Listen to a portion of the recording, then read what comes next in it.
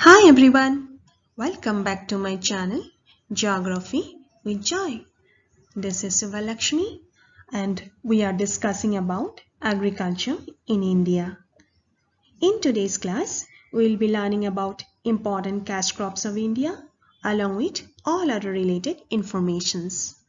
But before that, please subscribe my channel and like and share my video so that we can reach the maximum number of viewers and they can get the benefit of the class. Let's start now.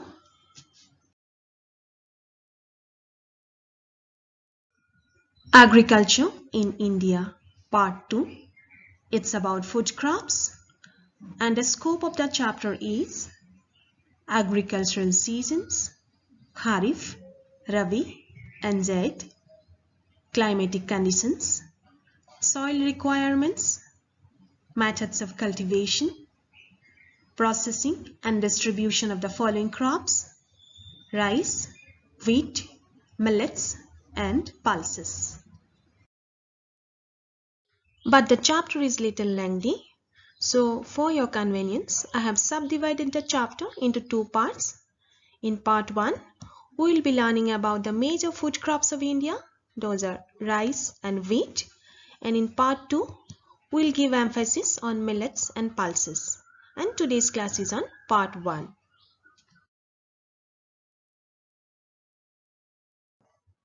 Let's talk about agricultural seasons first. In India, different crops are sown in different seasons. India has three main crop seasons which are mostly influenced by the changing of seasons. They are Kharif, Rabi and Zaid.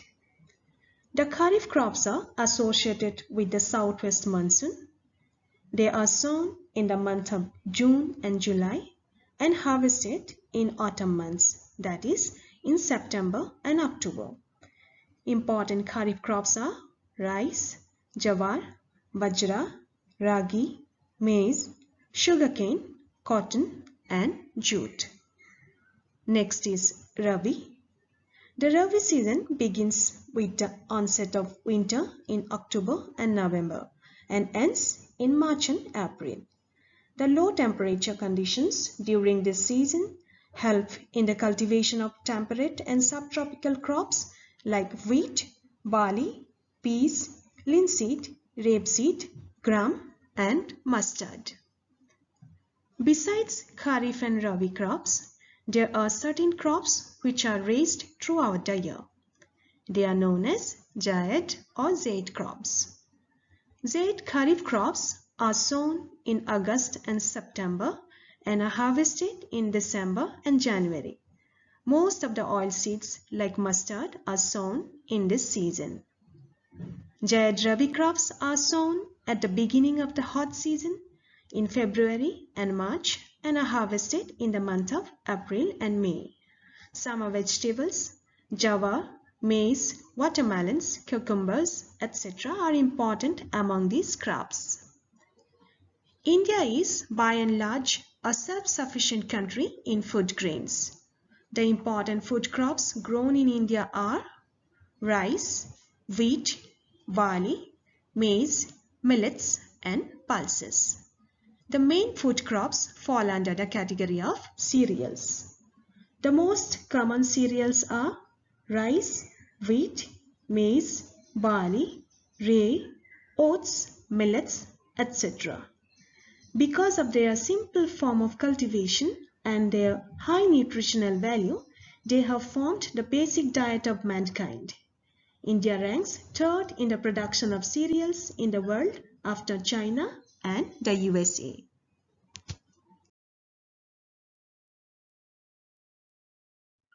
Rice. Rice is the most important staple food crop in India, which feeds more than half of our population. India is the second largest producer of rice in the world after China. Being an indigenous crop, rice is grown all over the country with highest concentration in northeastern and southern parts of the country. Rice is a kharif crop in North India. In the south, it can be grown throughout the year if irrigation is available. Now let's have a look at the geographical conditions required for growing rice. Temperature. Rice requires an average temperature of about 24 degrees Celsius with a range of 16 to 32 degrees Celsius. It requires 16 to 20 degrees Celsius during the growing season and around 18 to 32 degrees Celsius at the ripening stage. It needs plenty of sunshine and water too. Next is rainfall. The average rainfall required is about 150 to 300 centimeter.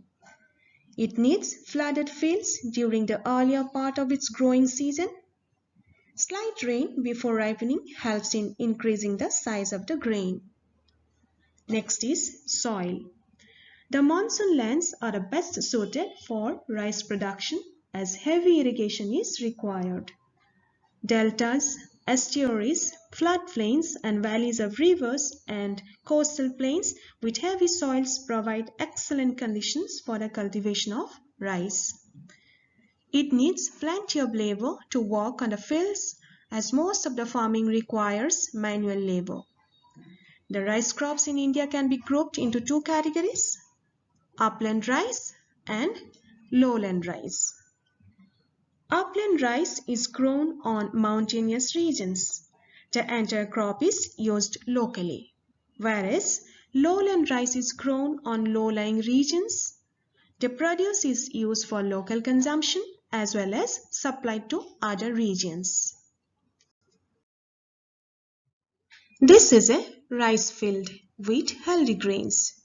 The grains are not matured yet. It will take about 1 month more to be harvested. Methods of cultivation of rice. In India, rice is cultivated in two methods. They are dry method and wet method. Dry method is mainly confined to areas which depend on rains and do not have supplementary irrigation facilities. Wet method of cultivation is practiced in areas which have assured an adequate supply of water. There are 4 steps in cultivation of rice. They are sowing of seeds, transplanting, harvesting, and processing. For sowing of seeds, the following are the methods of rice cultivation practiced in India. They are broadcasting method, drilling method, dibbling method, transplanting method, and Japanese method. First, let's discuss about broadcasting method. This method is prevalent in those regions where labor is scarce and soil is infertile. The seeds are scattered all over the field after plowing it. This is done before the onset of monsoon. Second one is drilling method. This method is followed in the peninsular India. In this method, seeds are sown in the furrows with the help of a drill normally made of bamboo. The main advantage of this method is that the seeds fall in the furrows in a systematic way. Therefore, the germination rate of these seeds is high and the wastage of seed is minimal. However, this method is time consuming. Third method is dibbling method. A dibble is an implement for making holes in the ground for seeds or plants. The dibbling method refers to sowing of seeds at regular intervals in the furrows. But this method is also time consuming. Look at this picture. This is the broadcasting method of seeds by hand. In this method, seeds are sown by sprinkling them all over the field by hand.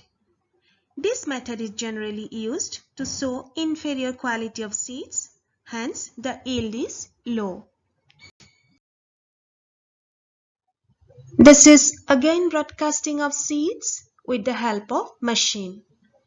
Since they are using machine, the distribution of seed is better and more even than hand. This is the drilling method with the help of machine again. It is mostly used in Tamil Nadu in peninsular India. Though this method is saving wastage of seeds, it is very time consuming. Sometimes seeds are soaked in water for a few hours before sowing. It helps in quick germination, especially where the soil is not moist enough. This is a drilling machine. You can see how the machine is making furrows in the field to sow the seeds. This is dibbling method. In this method, seeds are dropped at regular intervals in the furrows made by the farmers with the help of a plough or dibble. In this picture, you can see that seeds are dropped at a regular interval with the help of hand.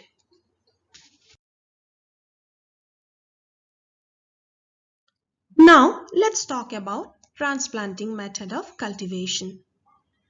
This method is practiced in the areas having fertile soil, abundant rainfall, adequate sunshine, and sufficient labor.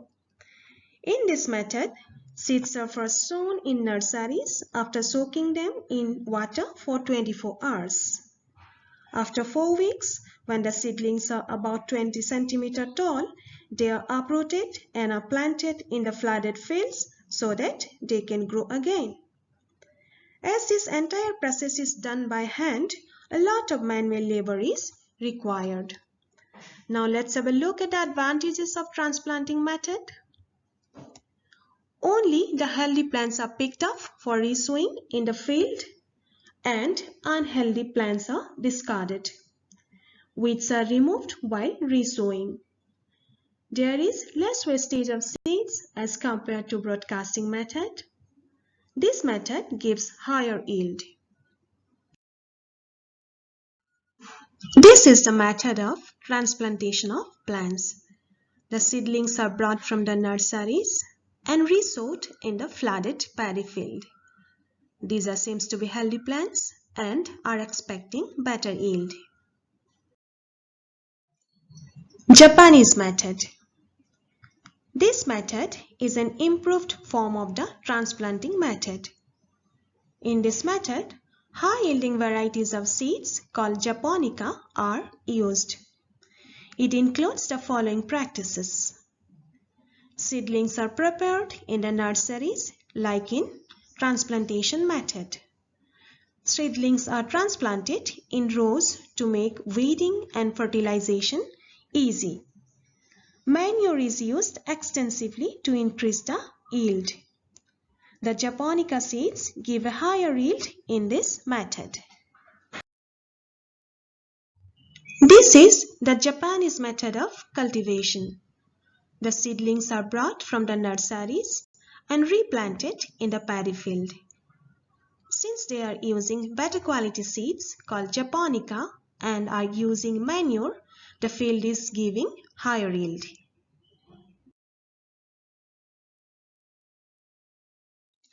Harvesting and processing of rice. Rice is harvested by hand. It is a labor-intensive method. The cut crop is left in the field to dry for a period of about 3 to 4 days. The following are the steps to be followed in the processing of rice. They are threshing, winnowing, and milling. Threshing is done by beating the sheaves against the wooden bars. The grains are separated from the stalks. Next is winnowing. It is the process of removing the unwanted husk from the grains. Next is milling. Milling is done to remove the yellowish husk from the grains. Traditionally, the villagers used to hit the grain in a wooden mortar with a heavy pestle. But this resulted in a high percentage of broken rice. Modern milling is done by machines. Such polished rice has a glossy texture but lacks nutrition, as much of its vitamins are lost due to excessive rubbing. After this polished rice is graded, and stored in sacks. Now let's have a look at the distribution of rice crops. Rice is grown in varying degrees in almost all parts of the country except higher parts of Himalayas in the extreme north. Broadly speaking, the premier rice producing areas are Lower and Middle Gangetic Plain, Brahmaputra Valley, East and West coastal regions, and parts of Peninsula Plateau, especially Tamil Nadu. The major rice producing states in India are West Bengal. It is the largest producer of rice in India, followed by Uttar Pradesh, Andhra Pradesh, Telangana, Punjab, Tamil Nadu, Odisha, Bihar, etc. This is called harvesting of rice. A sickle is used for this purpose. Each stem is cut about 60 cm below the grain to facilitate threshing. The moisture content of the crop is reduced by drying the stalks in the sun. This is called threshing. You can see the grains are separated from the stalks by beating the sheaves against the wooden bars. Threshing is done in the rice fields in order to minimize the cost of transportation. This is winnowing. The simple method involves pouring the grains from a height on a windy day when the grains fall to the ground and the chaff is blown aside. And finally, this is the milling of rice, where the yellowish husk is removed from the grains and we get the ready-made rice to consume. And this is the final product, white and polished rice. You can use it to prepare your food as well as to make your varieties of delicious snacks and sweets as per your own choice and taste. These are some delicious dishes made of rice. This is a bowl of pulao, very colorful. These are rice cakes with chocolate topping. This is called poha, a popular Indian breakfast. And these are some puffed rice. The next is wheat. Wheat is the second most important crop in India after rice and is the staple food of millions of Indians, particularly in the north and the northwestern parts of India. It is rich in proteins, vitamins and carbohydrates and provides a balanced diet. India is the fourth largest producer of wheat after Russia, USA and China. Wheat is a temperate crop. It is grown in winter and harvested in March and April. Hence, it is a rabi crop. Now let's have a look at the geographical conditions required for growing wheat. First, the climate. Wheat can be grown in varying conditions of climate and soil. However, it is mostly confined to the regions of cool winters. It grows best in cool, moist climate and ripens in a warm, dry climate. Next is temperature. Wheat, being a rabi crop, is sown just before winter. Ideally, temperature in the range of 10 degree to 15 degrees Celsius is suitable for sowing and around 20 to 25 degrees Celsius during harvest. The winter rain occurring in northern India is beneficial for this crop. High heat and excessive rainfall is unsuitable for wheat. That is why it is not cultivated in West Bengal and extreme south. Next is the rainfall. About 75 to 80 centimeter of annual rainfall is ideal for growing wheat. A little winter rain before ripening is ideal and helps in increasing the yield.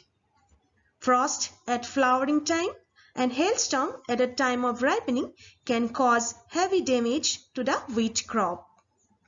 High temperature and excessive rains are harmful. Next is soil. Wheat grows best in well-drained loams and clay loams. During germination, the plant needs sufficient soil moisture. Most of the common bred wheat is grown on the alluvial soils of the Great Plains, whereas macaroni wheat is grown on the black soils of central and southern parts of India. This is a wheat field.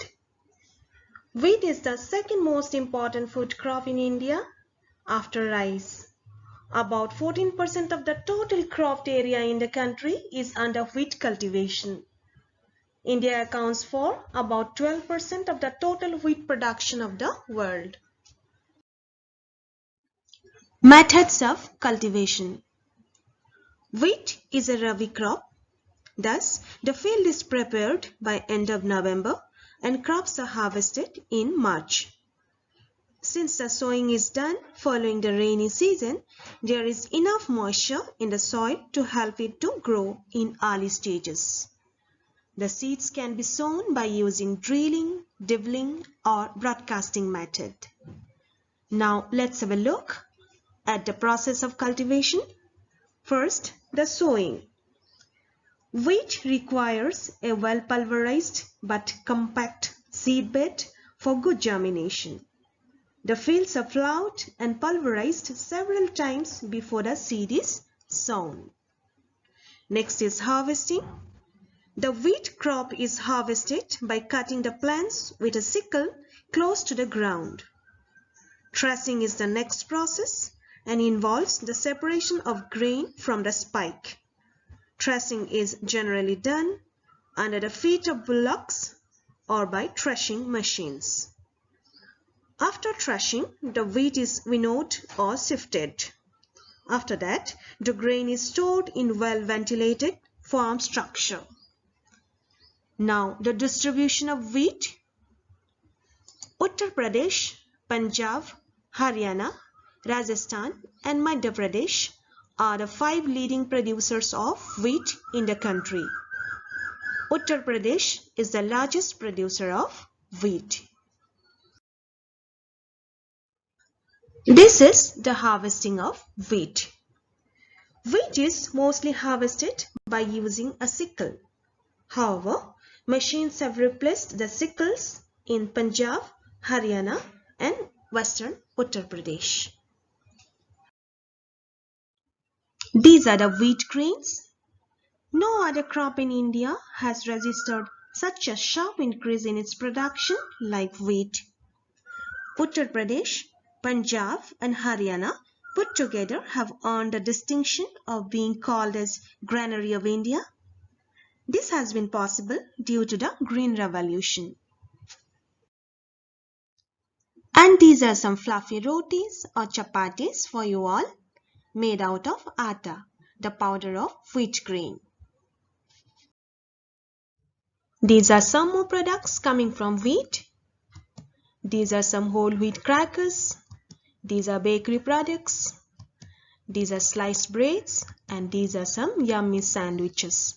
All are healthy products and are in our regular diet. This is the end of part 1. I hope you all have understood my lesson and enjoyed too.